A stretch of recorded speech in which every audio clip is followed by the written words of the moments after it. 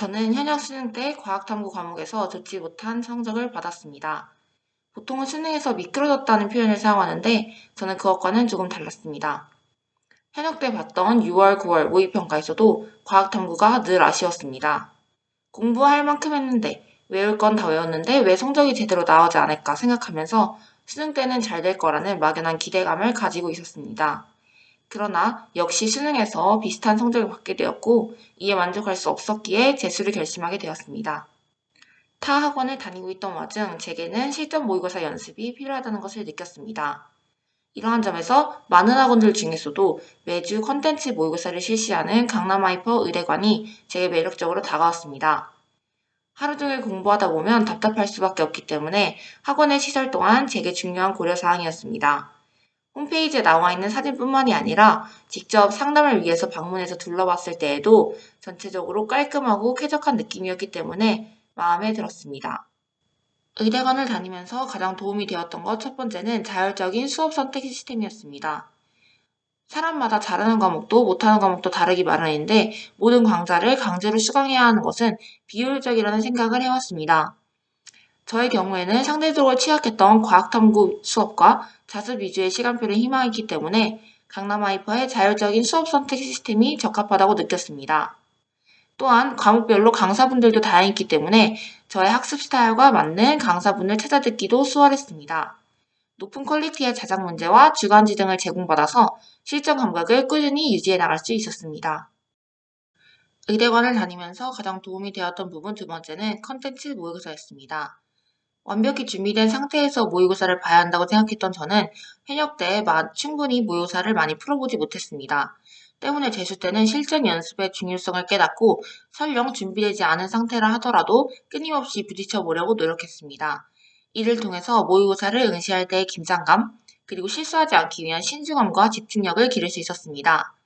또한 시간이 촉박한 과학탐구 과목에서는 모의고사 연습을 통해서 저만의 규칙을 만들어 나갔고 안정적인 문제풀이를 해나갈 수 있었습니다.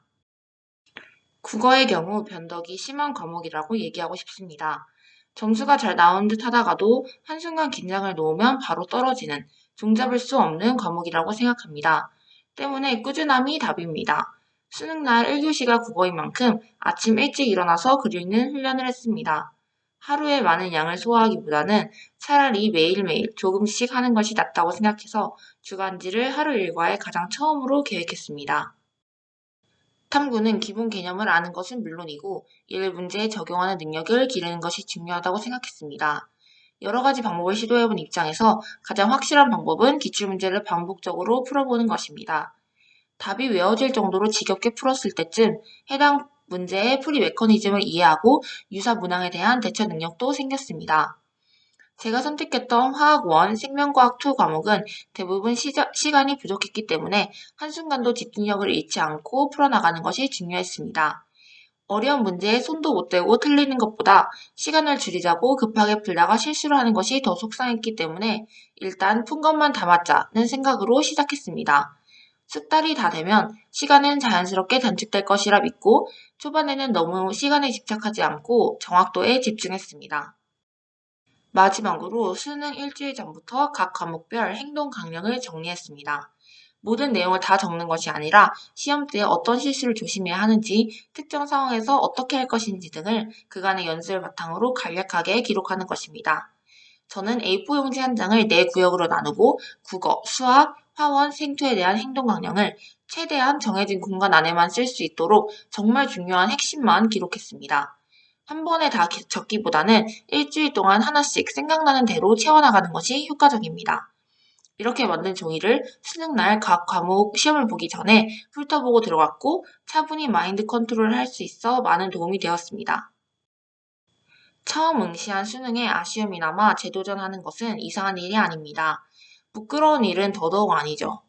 흔히 재수생들이 실패를 경험해봤다는 점에서 위축되고 우울감에 빠지기 쉬운데 그럴 때는 억지로 앉아서 문제를 붙잡고 있기보다는 전략담임 선생님들께 상담을 요청하거나 일요일 하루 정도는 스스로에게 완전한 휴식 시간을 주는 것을 추천합니다.